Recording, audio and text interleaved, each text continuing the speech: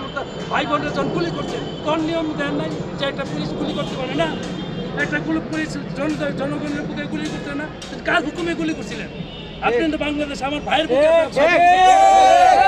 তখন আপনারা তাই আমি অমনীতি করেছিল দিল্লি না ঢাকা, দিল্লি না ঢাকা, ভারতীয় আগ্রাসন ভেঙে দাও, গুড়িয়ে দাও, রুখে দাও জনগণ, ভারতীয় আগ্রাসন। দাবি থেকে আপনারা কি ফেলানি হত্যার যে বিচার, এই বিচারটি যে এখনো পর্যন্ত সম্পন্ন হয়নি, এখনো তদন্তই শেষ করে নাই।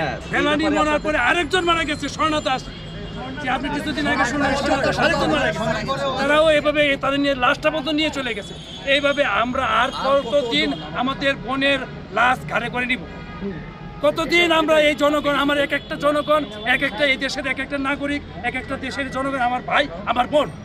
আচ্ছা, আমরা দেখছি পুলিশ তো অনেকভাবে আপনাদেরকে বাধা দেওয়ার চেষ্টা করছে। এখন পুলিশ যদি বাধা দেয়, আপনাদেরকে যদি এটা স্থাপন করতে না দেওয়া হয়, তখন আপনারা কি করবেন? পুলিশ আমাদেরকে যেভাবে বাধা দিচ্ছে, এটা পুলিশের এখতিয়ারের মধ্যে পড়ে না।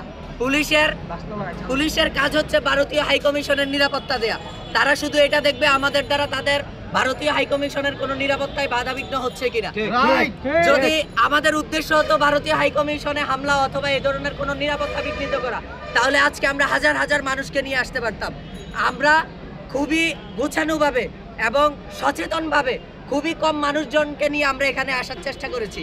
আমরা ভেবেছিলাম যে এখানে শতাধিক মানুষকে নিয়ে এসে নাম ফলকটি স্থাপন করে আমরা চলে যাব, কিন্তু আশেপাশের মানুষজন এখানে, যেহেতু তাদেরও এটা আকাঙ্ক্ষা, এটা বাংলাদেশের 20 কোটি মানুষের আকাঙ্ক্ষা, ফলে এখানে মানুষ আসলে বেশি হয়ে গেছে।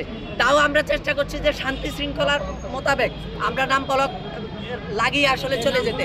কিন্তু পুলিশ আসলে বিগত স্বৈরাচার হাসিনার আমলে যেভাবে জনগণকে বাধা দিয়েছে, জন আকাঙ্ক্ষার বিপরীত দাঁড়িয়েছে, তারা এখনো আসলে আমাদেরকে ওইভাবে বাধা দিচ্ছে। এটা আমরা মনে করি তাদের রন্ধ্রে রন্ধ্রে যে ফ্যাসিস্ট আচরণ ঢুকে গিয়েছিল, এটা তাদের থেকে এখনো আসলে